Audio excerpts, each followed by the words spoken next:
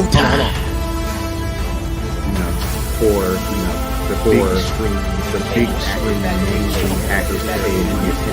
Well, so Doug, here's a question. How can you tell the difference between a real NFT and a fake?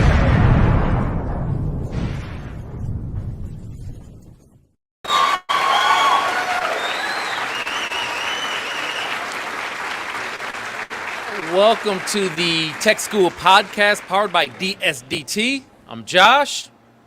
I'm Mr. Harris today. Mr. Harris, good afternoon. Top of the day to you, Josh, sir. Hey, how are things going? If I complain, will you listen to me? Sure. I'm gonna try not to do any complaining. No reason to complain. We're here. We're off to a great show. It's sunny outside, warm. Everyone had a good weekend. You say warm, I say hot. Hot. It could be cold Yeah. in the D. I'm gonna say it's superbly hot. Hey, we'll take hot, Yeah. won't we? Yeah, I mean, in comparison, I was telling you a minute ago, I was in Arkansas over the weekend and at a family reunion. And when I say hot, man, I forgot how hot those Arkansas days can be. Are we talking 100 plus? Heat index 114. 114. I'm talking about you walk outside. You just start drenching in sweat. I haven't sweated like that in forever. It's a good thing though. That's a good thing. I'm not going to complain because again, you guys remember I was in Alaska a few months ago. It was 48 degrees. So I'm not going to complain about the days when I get drenched in sweat. Now, of course, I started off this season by telling everyone that this year I want to get so dark that I leave fingerprints on charcoal. I'm just saying. I'm just saying. That's what I'm working on. So Arkansas definitively helped me out with some of that getting darker. All right, let's get to your travel, man. I'm not even touching that. Let's get to your travel you've had this spring and summer. You've been to Florida. You've been to Arkansas, Alaska. Yeah. Where else? Florida, Arkansas, Alaska. Florida, Oklahoma City. Where else? Those short, recently, those. Yeah. So, I mean, it is what it is. You know, I'm in the process of this weekend. It is the wife's birthday next week. Okay. July 22nd. All right. Oh, no, I'm sorry. I'm sorry. I apologize. The 21st. 21st. He was only kidding, Jamie. He was only kidding. So while we were away from my family reunion, she ordered some tickets before the pandemic. And these tickets were on hold for 2 years. Shut up. Right? And it was her favorite group. At least that's what I hear. Def Leppard. Okay. And so because she had to miss it for my family reunion, I thought it only right that we would reschedule and go to another city to watch them. So we're going Friday to Cincinnati to watch Def Leppard. All right. I'm kind of looking forward to that myself. Yeah, that should be a good one. Absolutely. See, I happen to tell people before hip hop, that was only rock and roll and country. I'm sorry. You know, I grew up in the South, Arkansas, and I am a avid country music and rock and roll fan. So I love hip hop, of course. You know that as I got older and got introduced to it. But it started off country music for sure. Y'all don't remember the days of Hee Haw. I'm just saying Hee Haw. Right? Speaking of concerts, I'm looking forward to attending the Anita Baker concert in a few weeks. Oh, wow. Wow. Is that going to be at the Anita? LCA. Okay, LCA. LCA Arena. Yes, wow. sir. Is she still here in Detroit? No, she's in Vegas. Okay. But this will be her first time performing in Detroit in more than 10 years. Oh, wow. Wow. I would have liked to have gone to that myself. There is, and I don't know why I'm going to do this, but anyway, there's another concert that's coming up all of a sudden. I think it's in August, and it's at the Aretha. And it is one of those down south southern blues concerts. Let me tell you something. I haven't heard as much blues in my life until this past weekend. I'm talking about, Tyrone Davis and, a lot of the great olds. There's this one song my uncle loved. Mississippi Boy, you know, and a couple few from Jay Hammer. And I feel as though I'm starting to get beginning to embrace more of the Southern blues. Love it. Love it. So looking forward to probably going to one of those concerts here in August. All right. Yeah. Now, there's something I want to bring to your attention. I don't know if you heard about this, Okay. right? But there was a recent, I could say, platform glitch, right? And it was based on the, let me add this in for you guys. So there was a platform glitch here recently with Doordash. Did you hear about this? I did not. Wow, I didn't either. And so one of the ladies here wanted to make sure that I mentioned this. And so it seems that there was a glitch that affected over thousands of DoorDash customers. And the glitch was real simple. You order and you didn't have to pay for it. It didn't give you an option to pay for it. And so the report is that DoorDash was charged, or the third-party platforms were charged at least $42 million for this one particular glitch. All right, so it says, let me just read. I got to read some of this, right? Yeah, let me share this with you guys, because this, to me, is hilarious. All right, so it says, some ordered thousands of dollars of top-shelf tequila. Others received a lifetime supply of Plan B contraception subjects. I can't make this stuff up. I'm just saying I can't make this stuff up, right?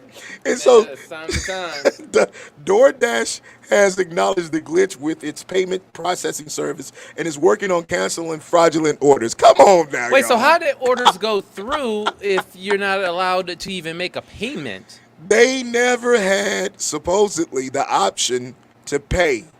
It just simply took your order, processed it, and ka-ching. Wow. You know, it started off up here. It said that a glitch allowed thousands of DoorDash customers to make orders Thursday without verifying payment. DoorDash customers flooded social media platforms, showing them making lavish orders they didn't have to pay for. I don't know about your social media, but I sure didn't see it. I didn't see it because I guess, now that I think about it, tequila kind of goes in the same vein with Plan Bs. I'm just saying. I'm just saying. Right? I wonder who was the knuckleheads that, first of all, they found out about it. Second of all, they exploited it. Now, I don't use DoorDash. Never have used it in my life. My wife uses it religiously. So I know that, one, you have to have an account set up, and two, you have to have a card attached to it. Now, if there's a glitch in the system and you realize you can order something for free and you go ahead and do it, you don't think that there's a paper trail? Of course there is. Of course. So even though it may have cost the company $42 million, you don't think they're going to recoup that? Ooh, good point. They're absolutely going And to it come will after be you. 6 months, maybe a year down the line where you get that unwanted mail in your mailbox or Right. email stating, yeah, you purchased our item for $1,500 and you never paid up. Absolutely. We're here to collect. Absolutely. Or we're going to collection. Exactly. Or we're going to take it off of your card itself. Now, chances are, if you ordered 1,000 bottles of tequila, Oh, you my may not goodness. have the money on your card to cover that. Depending Right. on what kind of tequila. All day long. But it's fraud. Yep. That's fraud. I don't care what state, what planet you live on, it's fraud. And as if you probably were one of the people that actually exploited the PPP loans too. I'm just saying, right? So at the end of the day, you better rest for sure that if you were one of the ones that took advantage of this loophole for that small iota of a second, they're coming for you. I just want to make sure you know that. Oh, yeah. No letting off the hook. Absolutely not. Absolutely not. But can you believe that, though? That is bizarre. Yeah. I hadn't heard anything about it. You know? And so still no word yet on what caused this glitch. Nope. No word. See, in my social media, all I see are like friends and families babies, the occasional wedding, or, I don't see the scams and the things that are going on quite often. I don't see them because I try to stay away from those type of pages and that type of information. But at the same time, I'd be remiss if I wouldn't say we are actually working on bringing on an expert in dealing with cyber crimes. And when I say cyber crimes, pretty much any scam that you may come into contact with, because our community needs to be made aware of them. Now, you guys remember, if you check out last episode, it's sitting here still. Remember the $200 bling bling, The gold chain, huh? the gold chain, and the 2 gold rings that I recently came into contact with. And $200, right? $200 it was. I just want to make sure that nobody else gets taken as I did. So any and every time that we can share this information, we are going to. All right? Right on. That's right. Hey, so what's going on here at the school this week? No, DC. I just got back. Why are you asking me these questions? Oh, man. And I do have an answer for you, though. You remember last week, you asked me about how many students actually graduated with some form of employment opportunity in hand. Yes, and you were going to get a rough ballpark? Absolutely. I'm going to give you the answer for that. I want to say none, but I can't say none. What I can say is the process is that you take the training. Once you're done with the training, then you go through the soft skill training in order that you would have the employment opportunities to be connected with the employers, right? So you don't necessarily get connected with employment while you're going through the training, if that makes sense. So if you're graduated, then you haven't necessarily been through the soft skill training in order to be paired with the employer opportunities, right? So there are a number of individuals who do have employment once they graduate, but those pretty much are the ones who came to us already with some form of job. And the job may have said to them, well, if you go, you get a certification, then we'll increase your pay as well as your position. So just want to make sure that everybody is aware that when you graduate, doesn't mean necessarily you graduate with an actual employment opportunity in hand. No, the next phase of that is the soft skill training so that you can then be paired with an employer opportunity. Good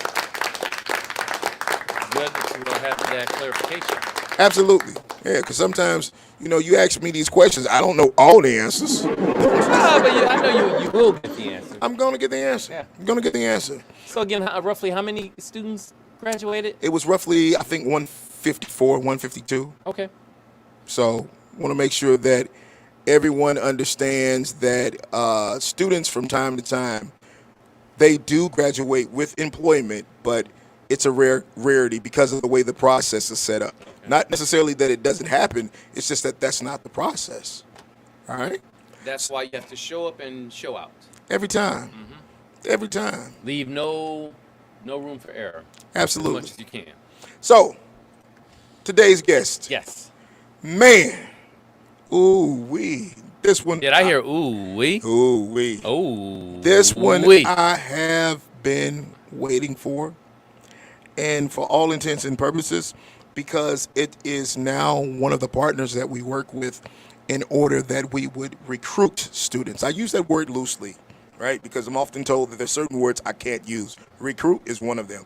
But I use the word recruiter because of the marketing strategies that this company uses in order to bring students into the fold. And so they recently became a partner, and I am interested in having a conversation with the CEO of the Reskill Network in order that I would understand. If you remember, I brought on Mazin a few weeks ago to kind of explain to me what a CPB was. Yep. I don't know. We get introduced to these companies. We get introduced to these big players within the industry. I don't have an idea who they are, and I would love to learn more of what they do, right? So Kyle would be exactly that person. I mean, why am I going to talk to the guy that's working down at the front office for you? I want to talk to the guy that's running things. I'm just saying, always go to the one in charge. Exactly, because he can explain to me better as to how the process is supposed to go and why their process is so important to the students that we serve, right? So, you want to do the introduction, my friend? Yes, Kyle Kotecha, CEO of the Reskill Network. Good afternoon to you, Kyle. Hey, thank you. Thank you. Thank you. Welcome to the Tech School Podcast. Thank you for joining us. Kyle, let's start off with the number one question first. Explain what the Reskill Network is specifically. Yes. With the Real Network, what we do is bring in and work career changers who are looking to break tech, right? And who are looking to break into tech and want to get say,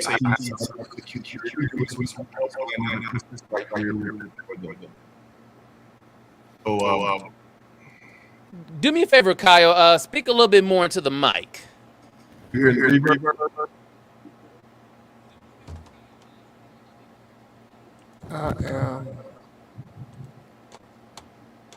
Hold on 1 second. Bear with us. Gotta love the live podcast. Just tweaking that audio so we can hear you a little better.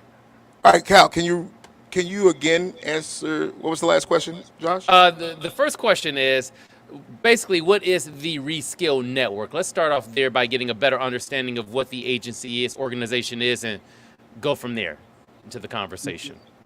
Thanks for the question. So we work with career changers.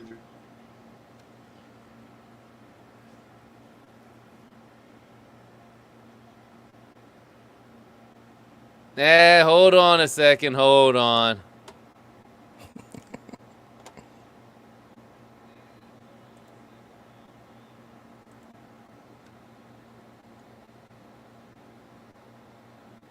All right, Cal, I'm sorry. Let's go ahead. I'm sorry. All right, Please continue. All right. So basically, with the Reskill Network, we work with a lot of adult learners, individuals who a lot of times have families, stuck in a role that they're not happy with, and they make a change. When they come to us, they hear a little bit about us. They see a lot of opportunities out there, their technology, but don't necessarily know when to access those roles. And so we'll work and help them determine this is a good fit for them, if technology is a good career path, and if someone put on a path in order to obtain those skills required to have that career in IT, cybersecurity, software development, data science, etc. So that's a little bit about how we operate and that we serve it at the Reskill Network.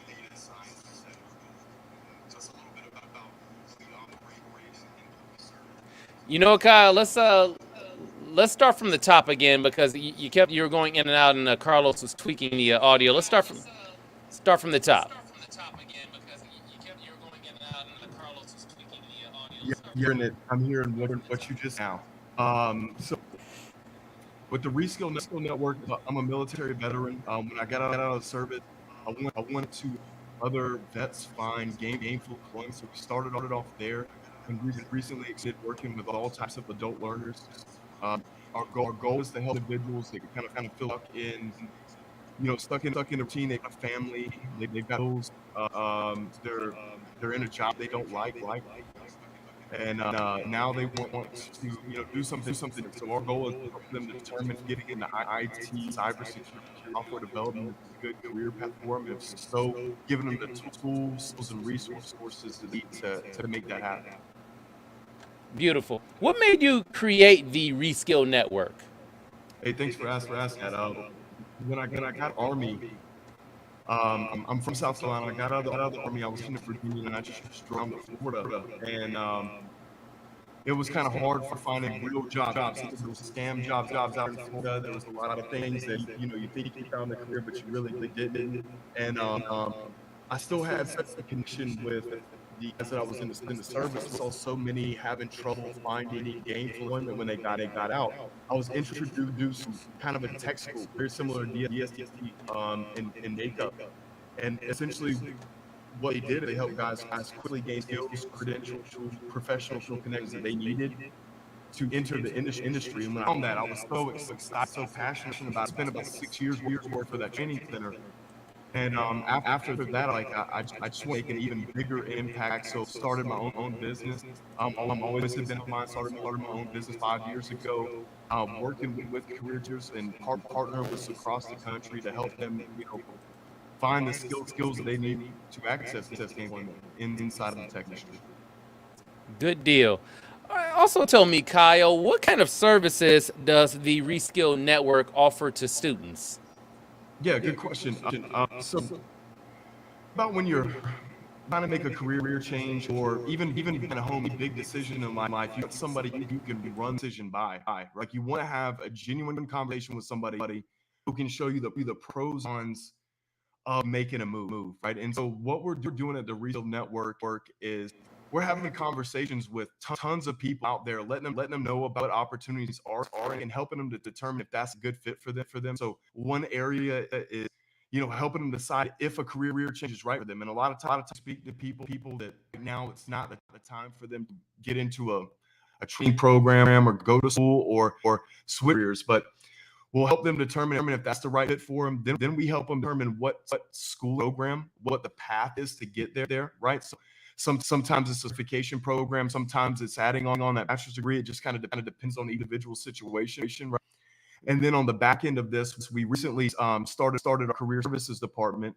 We're actually helping these guys with resumes, LinkedIn, and teaching them how to fish so that they can go and find careers out in the space.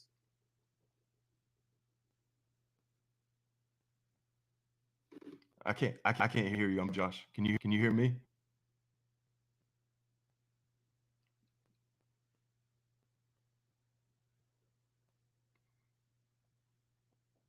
I know what you're saying because I can read your lips, but no, I can't hear you.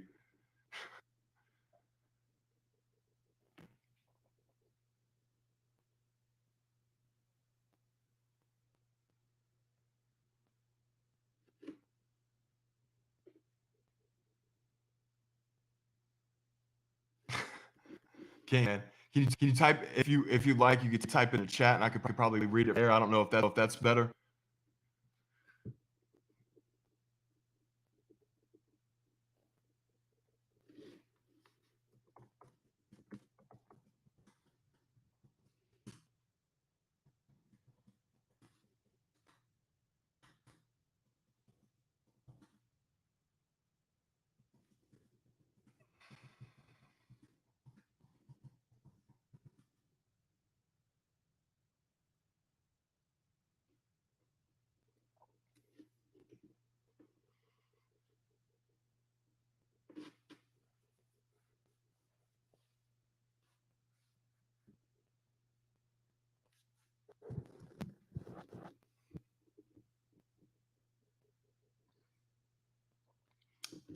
Got it. All right. So action from students. They love it. I take pride in this. The people that we have at our organization really care about the people that we work with, right? And so we've never had any of the companies that I run, and I've never had less than 5-star reviews from everybody that comes through. So it's a really important piece that we take care of the people that we work with, and they love it. I mean, they love programs. It's how many individuals don't know that you can go into a program like what you guys offer at DSDT or some of these other boot camp style programs that you don't have to take 4 years of life in order to have marketable skills. So the people that we work, they have a great understanding by the time they ever make it to a training center of what they're getting into. They understand that, hey, it's not going to be easy. It's going to be difficult. You've got to put in the work, and the guys that we work with are ready to do so. So all love it, and the guys that we've sent so far to DSDT love the program as well. They love what they're going through.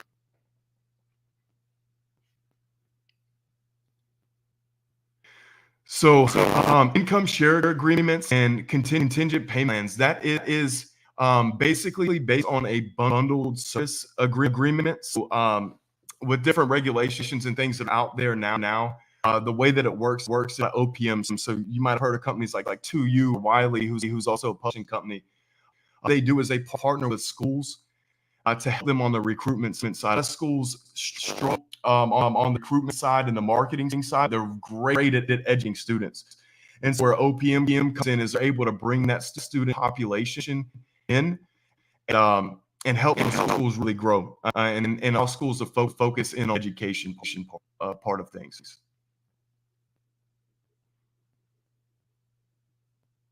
I'm sure this is a different than you guys have had to run for, but hey, we're making it right, adapting and overcome.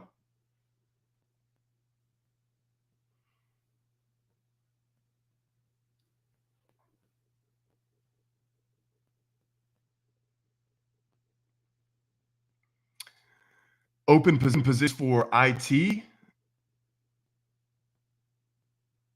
Yeah, position. So this is. I'm glad you asked this one. This is a really good. So with I information technology, cybersecurity, there are tons of different avenues you could go in.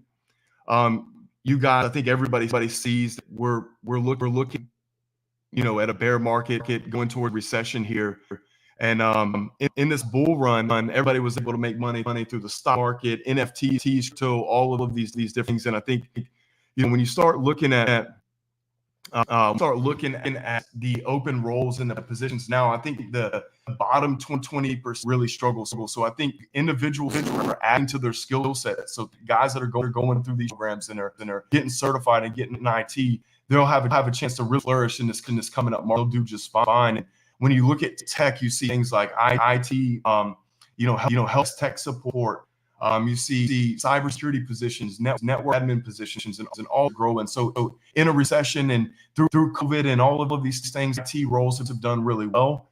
And so I definitely predict it to continue to do well as they really adapt towards technology. And we've gone to a really remote environment, if you will. So I think there's a lot of tech growth, a lot of open positions for individuals that have skills. But it's not just having the skills. And Ricardo, you kind of meant this a moment ago when you were speaking about guys that come out and soft skills and things like that. I mean, it's those that invest in themselves and those that are willing to put in the work, I think really do well in this upcoming environment.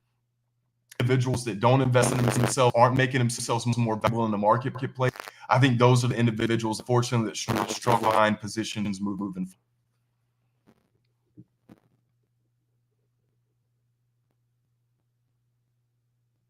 This is the first time you guys had to do this. Hey, you're doing a great job, though. I will tell you that. I see a lot of if we're to IT, I see a lot of companies looking for individuals that are certified. I think cybersecurity is a huge one. We're constantly having threats outside. So you look at all the. In fact, one of my emails was hacked today, so I had to have my IT guys go and fix for me. So a lot of companies, because of the remote environment that we're in, I think cybersecurity is a big one. So individuals that can either get in cloud computing, so you're talking about web services, cloud computing. I think cybersecurity is another big one. Data science is growing a lot. So there's a lot going on in this industry. I think individuals that are trying to break in, they should be looking at that as go ahead and get your certifications, get your foot in the door, build 6 months of experience, and it's a lot easier than there. And that's how you get into some of those higher level cybersecurity roles. So the skills that you need to have are things like discipline, right? You need to be disciplined. You have an advocate of education. Technology is always changing. So you come in here, think you can learn in one time and that be it. And the ability to push through adversity, right? We have to, no matter what you're doing, you have to be able to overcome adversity. And you have to have a long mindset. So I think the key skills will take you there, but then starting to add in and kind of focus into technology, those things will take you as well.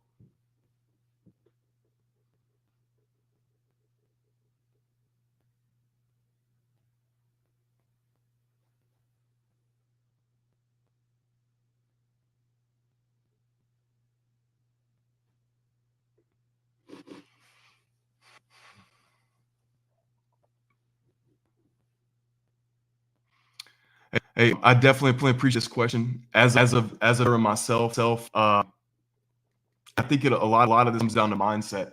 So in the military, we were given like skills that a lot of people aren't. And I'm not talking about becoming an expert rifleman or any of that, but ability to discipline was given to me. I lacked discipline before I went military, and discipline was something that I fought tooth and nail against, ended up getting, and it's the thing that has taken me the furthest in life.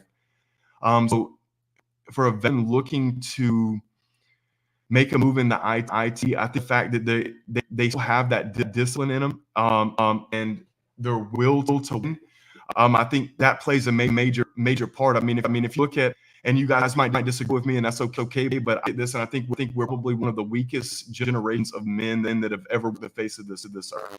And I think it's never been easier to be great in life. And I think the military armed us with a set of skills that would allow us to be great on a civilian sphere.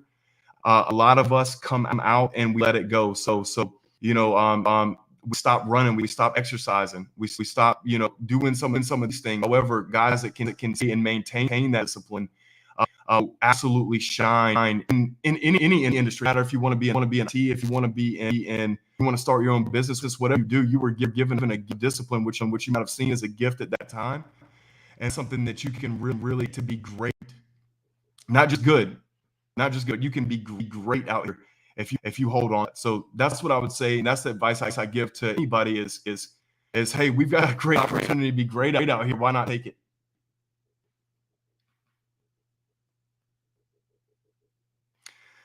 Yeah, final words. One, I want to thank you for having me on. I know that this was probably really convenient trying to run a show this, but I appreciate you guys. I think you do an awesome job here on this show. The commentary y'all had in the beginning, great personalities that you guys have. Final words I have is just go out and be freaking great. All right.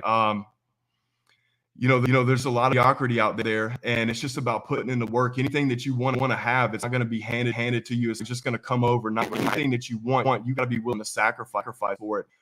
Any kind of rich quick is not real. It doesn't exist. The only person getting rich is a person selling you get rich quick. Anything that you want in life comes from hard work, discipline, and some dedication. And if that you could take that to IT, you take that to any space, and you will be great. Hopefully that wasn't intense right there. Known to do that sometimes, but guys, thank you very much for having me. And maybe we can actually have a conversation one day, Thank you very much, guys. Y'all have a good day.